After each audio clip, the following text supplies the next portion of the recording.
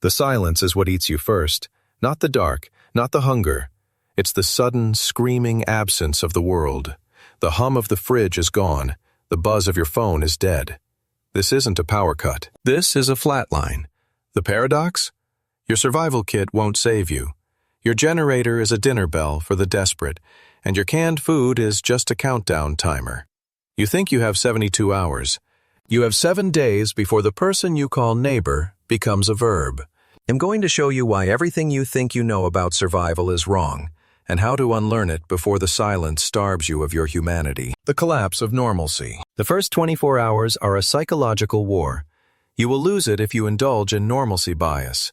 This is the insidious, comforting voice in your head that says, "It'll be back on soon." This is the voice that tells you to wait, to check your dead phone, to tell your kids, it's just an adventure. That voice is a liar. It is a lullaby that sings you to your death. A total grid-down scenario means the intricate, invisible systems that support 300 million people have evaporated. It's not one failure. It's a cascade. The power is gone. This means the water pumps are silent. This means the sewage treatment plants are stagnant. This means the logistics chain that puts food on your shelf is severed. The bank ATMs are blind. The gas stations are useless. Your house, your sanctuary, has just become a pre-packaged tomb, and the clock is ticking. The first thing you must kill is that voice of normalcy. You are not waiting for help. You are the help. You are the first responder, the engineer, and the warlord of your own 2-bedroom apartment. Every second you spend scrolling through a dead phone screen is a second you are losing the initiative. Panic is a luxury. We are moving. Priority 1. The water lie. You think you're safe because you have a case of bottled water. You're not. You will burn through that in 3 days, and then what? The human body is a leaky bag of water, and it needs constant refilling. The rule is 1 gallon per person per day for drinking and basic sanitation. That is a lot of water. You have about 12 hours from the moment the power dies before municipal water pressure drops to 0. Your taps will become decorative. This is your window. Go. Now. Fill everything. The bathtub is the obvious choice. Fill your pots, your pans, your empty soda bottles, that weird vase you hate. If it holds liquid, it is now a reservoir. Do not use milk jugs. The protein and sugar residue will breed bacteria. But there's a hidden source everyone forgets. Your hot water heater. It holds 40 to 60 gallons of potable water, a lifeline. You must know how to drain it. Find it, turn off the gas or the breaker, shut off the cold water inlet, and attach a hose to the drain valve at the bottom. This is your strategic reserve. After that 12-hour window, the water in the pipes is poison. Without positive pressure, a backflow occurs. Sewage, contaminants, and filth from 100 other homes can reverse flow right into the freshwater lines. From this moment on, every single drop of water you consume must be treated. The gold standard is a rolling boil for at least 1 minute. This kills bacteria, viruses, and pathogens. But boiling costs fuel, and fuel is precious. A secondary method is chemical purification. Plain, unscented household bleach is your friend. The ratio is critical. 8 drops per gallon of clear water. Double that if the water is cloudy. Let it sit for 30 minutes. It will taste terrible. That taste is the flavor of life. But what about when the tub runs dry? You become a water harvester.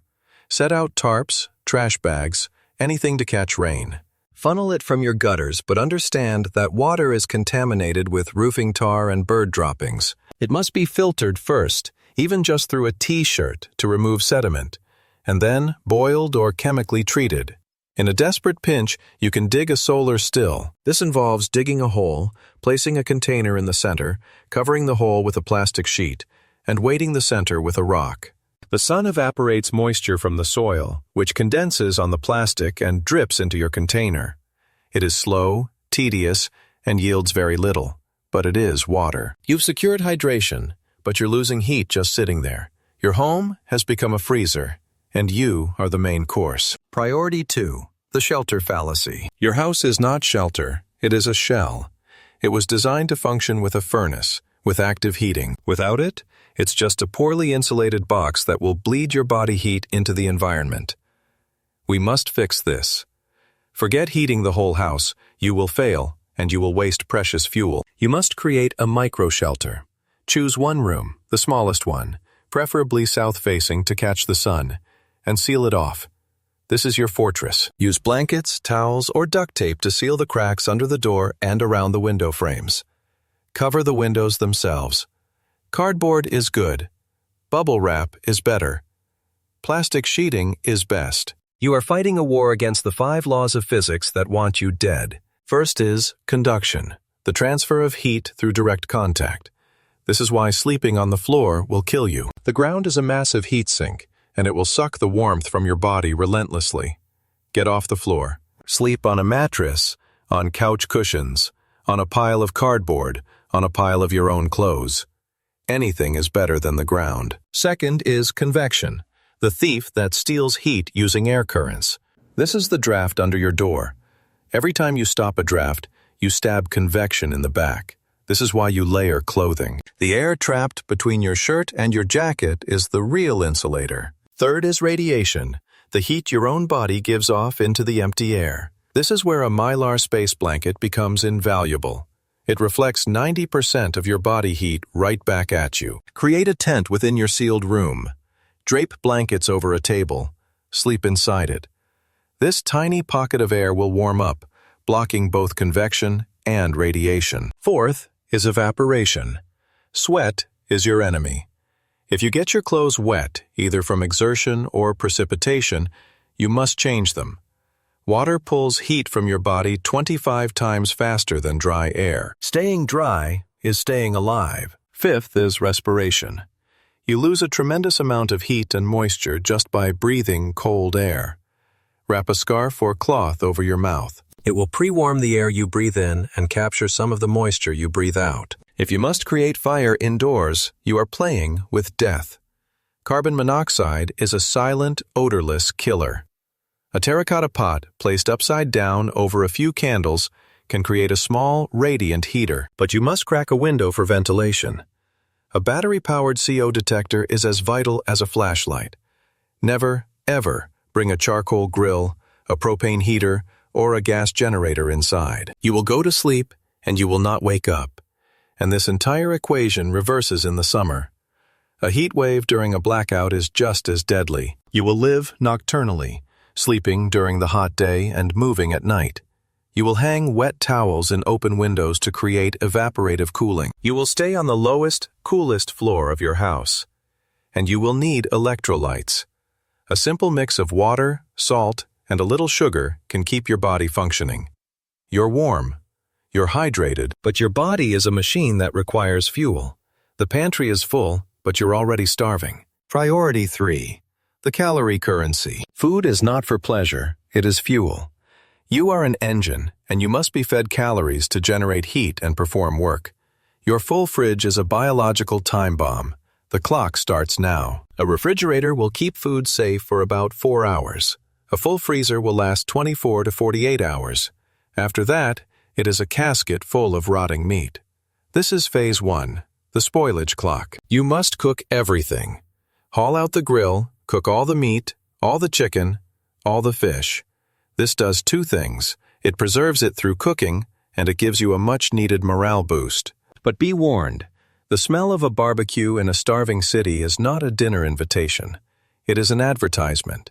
It tells everyone within a mile that you have food. A much safer method is a hobo stove, made from a large tin can with holes punched in the bottom for airflow and a larger opening on the side to feed small twigs. It's efficient, burns very hot, and produces far less smoke and smell.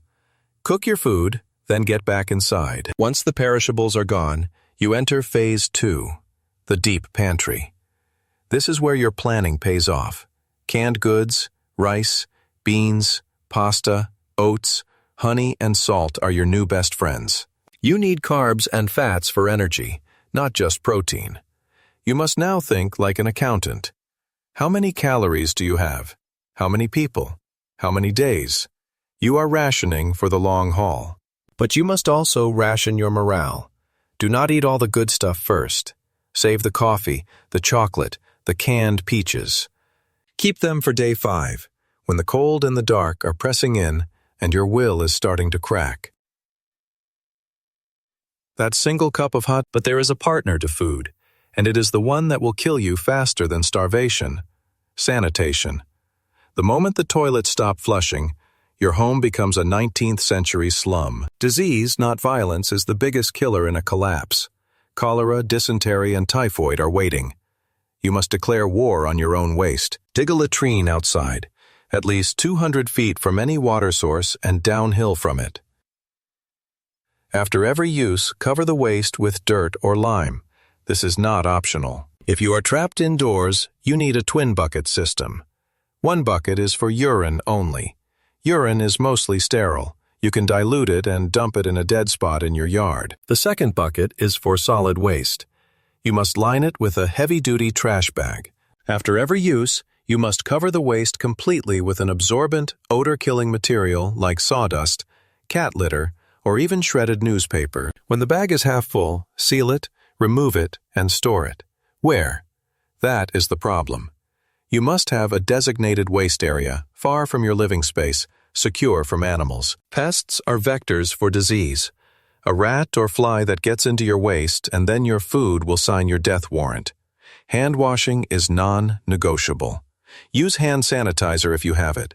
If not, ash from your fire mixed with a little water creates lye, a primitive but effective soap. Priority 4. The two-legged problem. You've handled the biological threats. But the grid isn't the only system that failed. The social system is next. The realization is dawning on your neighbors. No one is coming. The grocery stores are empty shells. The real threat isn't disease. It's walking on 2 legs, and it's getting hungry. Your priority is to become a ghost. This is the gray man principle. It's not just about your house. It's about you. You must look poor, empty, and boring. The house that looks prepared gets swarmed. The house that looks abandoned gets passed over. This means absolute light discipline. No lights visible from the street. Hang heavy black blankets over your one sealed window. When you use a flashlight, use it under another blanket. Do not run a generator. It is a lighthouse for pirates. Do not wear camouflage or tactical gear. You look like a supply depot. Wear what everyone else wears. Look dejected, not alert. Do not make eye contact. Your security is layered. The first layer is deterrence. Make your house look like it's already been looted. Tip over your own trash cans. The second layer is detection. Noise traps. Cans on a string across your porch. Gravel under windows. A dog is the best alarm system ever invented. The third layer is delay. Barricade your doors with furniture. A door jammer. Screwing 2x4s into the door frame. The final layer is defense, and it is the last resort. A can of wasp spray shoots 20 feet and blinds an attacker. A baseball bat. A heavy kitchen knife. The goal is not to win a fight. The goal is to create distance and time to escape. But you cannot be a ghost forever. Isolation is also a death sentence. The lone wolf dies. You need intelligence. Your battery-powered AM/FM radio is your lifeline to the outside world. It will tell you if help is really coming, or if the chaos is spreading, and you must look for allies. The trusted neighbor. The family member down the street. A small, trusted group is infinitely stronger than a lone survivor. How do you vet them? You share small things. A little information. A little water. See what they do. Do they hoard it, or do they offer something in return? Trust is the new currency, and it's more valuable than gold. The final battle. You've survived the week. You're a ghost in a dead city. But survival isn't an event. It's a process. The final enemy isn't the blackout. It's not the cold. It's the person staring back at you in the dark. The mind breaks before the body. It breaks from boredom, from fear, and from apathy. The only way to fight this is with routine. It sounds stupid when the world is ending, but it is the one thing you can control. Wake up at the same time. Get dressed. Check your water supply. Check your security. Prepare your rations. Assign yourself a task. Improve the shelter. Read a book, clean your tools, mend your clothes. Do 20 push-ups. The physical action fights the cold and keeps the mind sharp. Routine is the anchor that keeps you from drifting into the insanity of the void. Hope is not waiting for rescue. Hope is action. Hope is boiling the next pot of water. Hope is reinforcing the window. Hope is having a plan for day 8, day 15, and day 30. You are not surviving a blackout. You are learning to become self-reliant. The grid was a convenience, not a guarantee. It was a crutch, and now you are learning to walk without it. You are the generator now. You are the water pump. You are the light. The darkness didn't kill you. It just showed you what you're made of. Tell me in the comments, what is the one item in your house you'd suddenly see as a lifesaver? The one thing everyone else overlooks. Let's build the real survival kit.